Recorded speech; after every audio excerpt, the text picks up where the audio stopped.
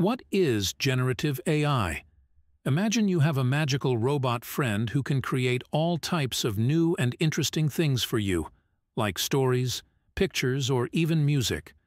This magical robot can be called a generative AI.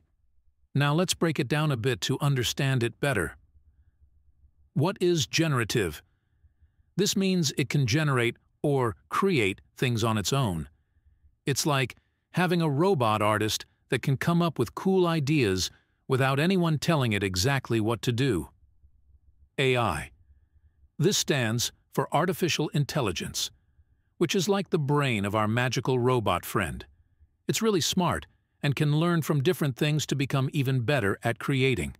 So what are the examples of generative AI? Chatbots. Imagine a robot that can have a conversation with you, like a talking friend. It learns from how people talk to get better at chatting. Art. Picture a robot that can draw or paint all by itself. It looks at lots of pictures and learns to make its own unique artwork. Stories. Think about a robot that can make up stories.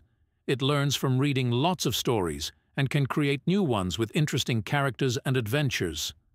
Music composer. Imagine a robot friend that can create its own music.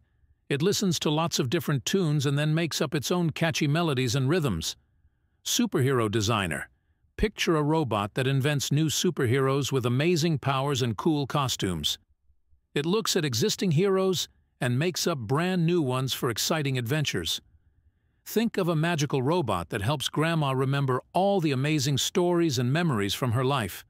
This robot friend listens to her tales, learns about her experiences, and then creates beautiful digital scrapbooks filled with pictures, stories, and even little animations.